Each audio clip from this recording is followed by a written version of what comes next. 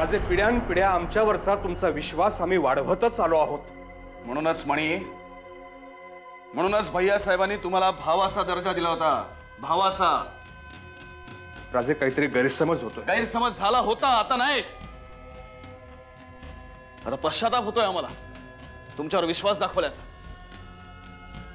मागे एकदा भैया साहेबांच्या रागासमोर आम्ही तुम्हाला पाठीशी घातलं होतं, पण आता नाही.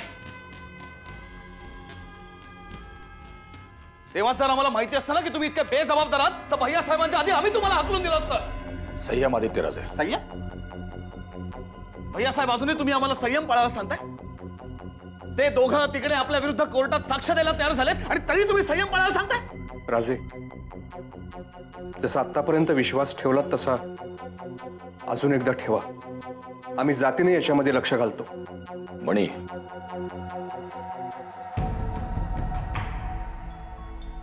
तुमचं काय चुकलं माहितीये? आमचा माणसांवर विश्वास नाही या आमच्या सांगण्याकडे तुम्ही दुर्लक्ष केलं. तुम्ही थकत चाललात म्हणे. कबूल करा आता, तुमचा मेंदू राजेश शिर्केंची सेवा करण्यासाठी कमी पडू लागलाय. नाहीतर त्या फालतू इन्स्पेक्टरची हिंमत झाली नसती राजेश शिर्केंना शह देण्याची. आणि हा फक्त तुमचा पराभव नाहीये, राजेश शिर्केंचा पराभव आहे. त्याची शिक्षा त्या इन्स्पेक्टरला दिल्याशिवाय आम्ही राहणार नाही. आता वाट कसली बघताय? सरळ जाण त्या अर्जुन दीक्षितला गोळ्या घाला. तुम्ही असं काहीही करणार नाही आहात. भैयासाहेब, आम्हाला अडवू नका. आमच्यावरचा विश्वासघाताचा कलंक पुसण्याची हीच संधी आहे. ती आमच्या हातून अशी घालवू नका. तुम्ही काय करता आहात याचं तुम्हाला भान नाहीये. आपण इन्स्पेक्टर अर्जुनला कधीच सस्पेंड केलेलं आहे. त्यांनी काय झालं भैया साहेब? काय झालं? अजूनही तो आपल्याला भारीच पडतोय. तरीही कुठल्याही प्रकारचा खून खराबा होता कामा नये. मग एवढं सगळं होऊन सुद्धा आपण गप्प बसायचंय? मला वाटतं आदित्य राजे, आपण मणीना त्यांची चूक सुधारण्याची शेवटची संधी दिली पाहिजे. मणी, अर्जुनच्या ताब्यात असलेली तुमची माणसं कुठल्याही परिस्थितीत कोर्टापर्यंत पोहोचली नाही पाहिजेत. भैयासाहेब, आमच्यावर विश्वास ठेवा. तुम्ही म्हणताय त्याप्रमाणेच होईल. ते दोघं कोर्टाची पायरी चढू शकणार नाहीत. त्यापूर्वीच त्यांना वर पाठवण्यात येईल.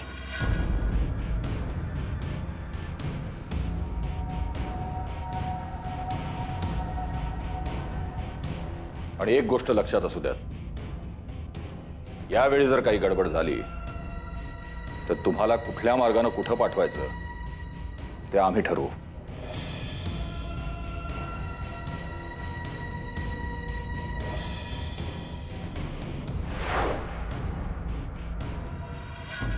नाही, नको, बस. देऊ, मी काय म्हणतो, ती राजेश शिर्केंची माणसं उद्या ऐनवेळी कोर्टात साक्ष फिरवणार नाहीत ना? काका, त्यापेक्षा ते आपल्याच बाजूने साक्ष देतील अशी आशा ठेवायला काय हरकत आहे? नाही, मला तर खात्रीच वाटते. अर्जुननी त्यांना जर बाबांविषयी सांगितलं ना तर ते बाबांच्या बाजूने साक्ष देतील. शेवटी ती सुद्धा माणसंच आहेत. त्यांनी केलेल्या कृत्याचा त्यांनाही पश्चाताप होत असेलच. खरं तर पश्चाताप त्या राजेश शिर्केंना व्हायला हवा. साक्षी, जेवताना ना त्या राजेश शिर्केंचा विषय नको आता. पटपट 2 घास खाऊन घ्या. अरे, तुम्ही जेवायला बसलात सुद्धा? मी येणारच होते वाढायला. वहिनी द्या, तुम्ही बसा. नेहमी तुम्हीच आम्हाला वाढत असता, आज मी वाढते. बसा. अगं,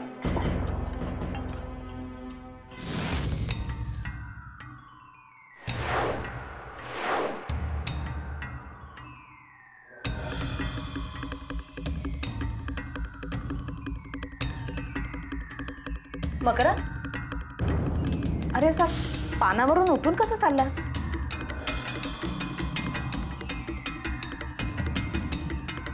माझी भूक मेले वहिनी.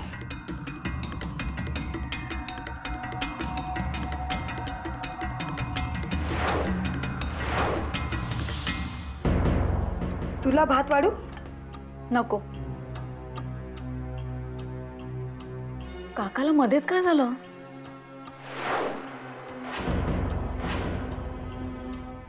काय नाही ग, आपण दादूंबद्दल बोलत होतो ना, म्हणून कदाचित इमोशनल झाला असेल.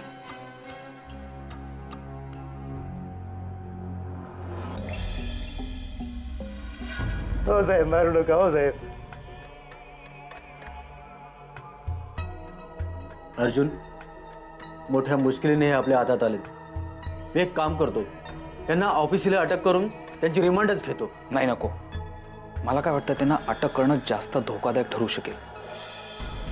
कारण एकतर त्यांना अटक करण्यासाठी तुझ्याकडे ऑफिशियल असं कारण नाही आहे, आणि दुसरं म्हणजे त्यांना अटक केल्याचं राजेश शिर्केंना कळलं तर ते दबाव आणून त्यांची लगेच सुटका करून घेतील. मग काय करायचं? त्यांना डायरेक्ट कोर्टात हजर करूया. अर्जुन, हो. अरे, त्यांनी मगाशी तुझ्यासमोर जो कबुली जबाब दिलाय तो जर त्यांनी कोर्टात दिला तर ते आपल्या जास्त फायद्याचं ठरू शकेल. चल. चल.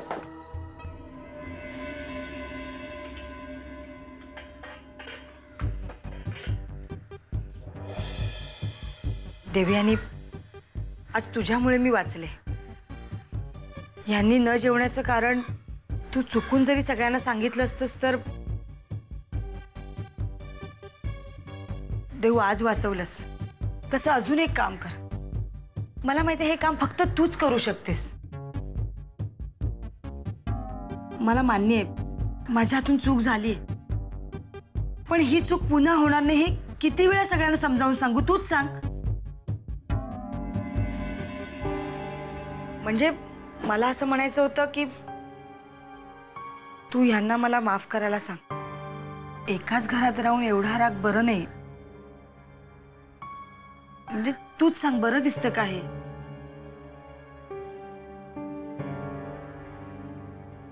खरंच पश्चात्ताप होतोय?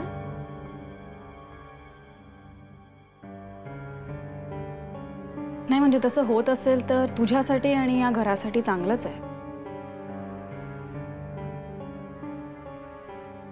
आता राहिला प्रश्न काकाला समजवण्याचा. मला असं वाटतं की ते मी करण्याऐवजी काकाला काय वाटतं याचा तू विचार केलास ना तर जास्त बरं होईल. अगं, तो विचार मी करतच असते, पण घरातले मला समजून घेण्याचा प्रयत्नच करत नाहीत. कीव करावीशी वाटते का तुझी? एक काम कर, दादू लवकर घरी यावेत म्हणून प्रार्थना कर. काय होईल ना, दादू घरी आले ना की घरातलं वातावरण पूर्वीसारखं होईल आणि मग कदाचित तुला सगळे समजून घेतील.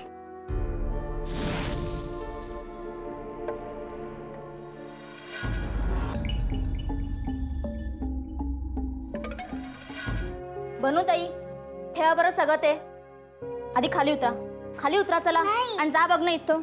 नाही, मी नाही जाणार. ताईसाहेबांनी पाहिलं तर रागवतील माझ्यावर. नाही, मी नाही जाणार. तुम्ही काम केलं ताईसाहेबांना बिलकुल आवडणार नाही. आता मला त्रास देऊ नका, मला बरीच काम आहेत. दिवसभर काम करायचंय. तुला माहितीये मला सगळी कामं येतात. करून दाखव. काय? फडकं दे. फडकं?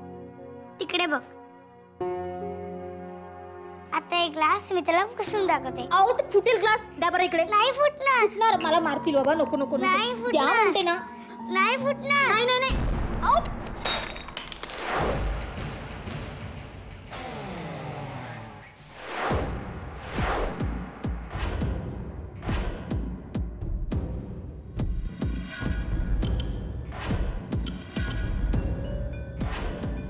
अहो, म्या नाही आणलं त्यांना.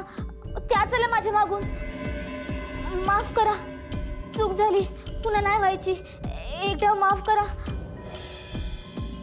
बनूताईंच्या पायाला काचा लागणार नाही त्याची काळजी घ्या.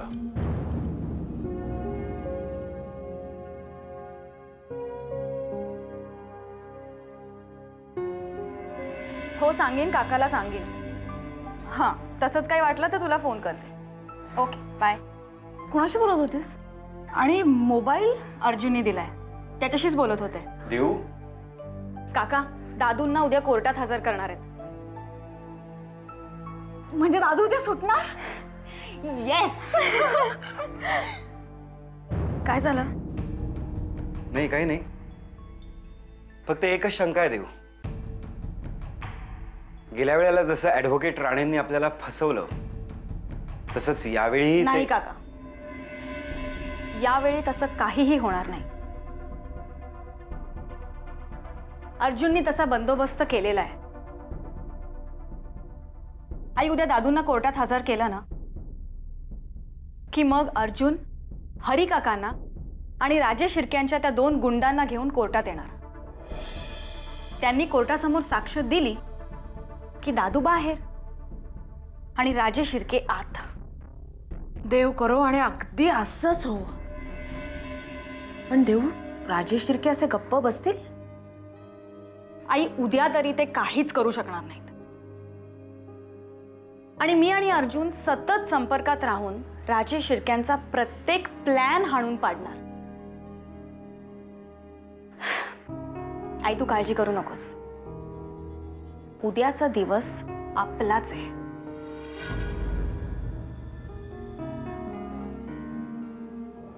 त्या दोघांचं काय झालं म्हणे?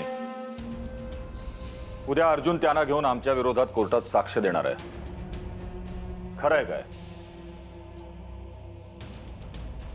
हो राजे.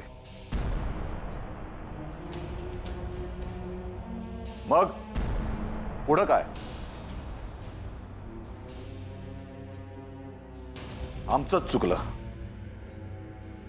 आम्ही आदित्य राजेंचं ऐकायला नको होतं. तुमच्या बाबतीत आम्ही घेतलेला निर्णय योग्यच होता.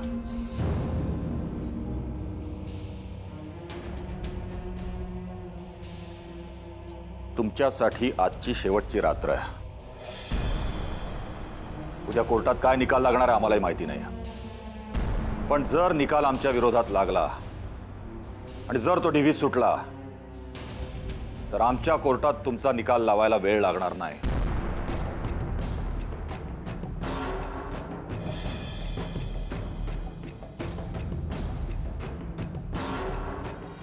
अगं आणखीन काय काय घडलं सांग ना.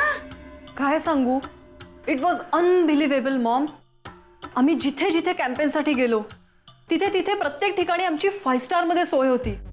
विचार का? का? लोकांच्या गर्दीचा मला त्रास होऊ नये ना म्हणून. मॉम, हॉटेलमधून बाहेर पडताना प्रत्येक वेळी सगळ्या लोकांच्या नजरा चुकवून मला बाहेर पडावं लागत होतं. खूप धमाल केली, भरपूर भटकलो. अगं पण तू तुझ्या ऍड कॅम्पेनसाठी 5 गणीला जाणार होतीस ना?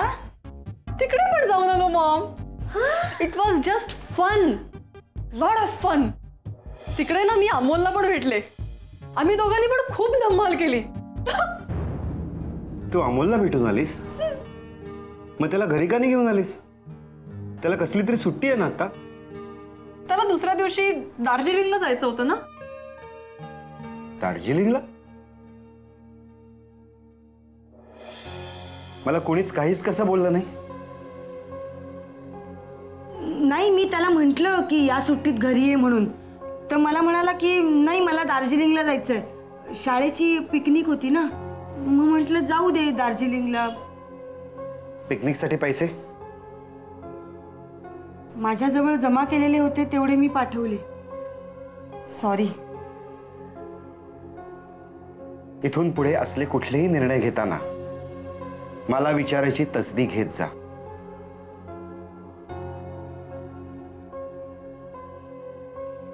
अहो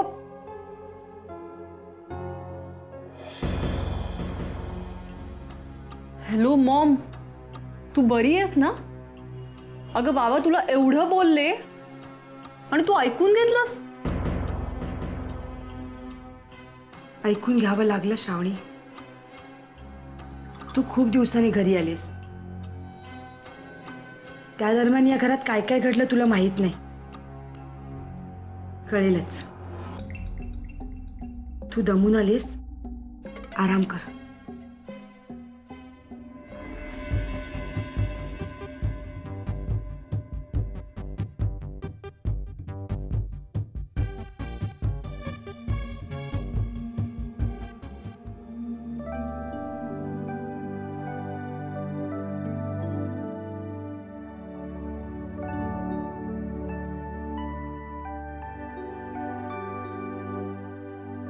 देऊ अगं चला लवकर, उशीर व्हायला मा.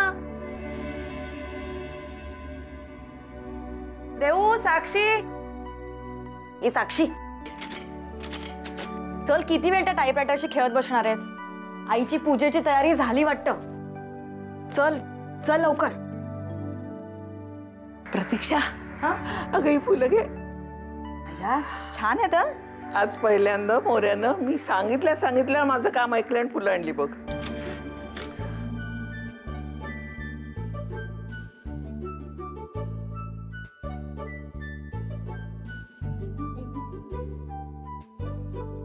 देव बेटा, तू पुढे हो, मी आलेच. साक्षी, 10 मिनिट म्हणा पुऱ्या. चल आता लवकर. चहा.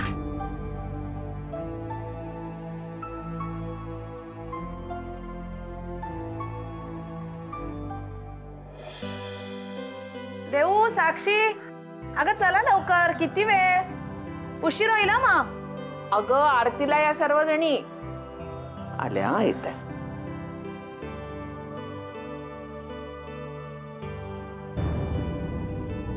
हे काय श्रावणी कुठे? तू आरती सुरू कर. आलो तुझ्या दर्शनास देवा, कृपा करावी गजवदना. तूच करता तूच करविता, कोणी नाही तुझ्या विना.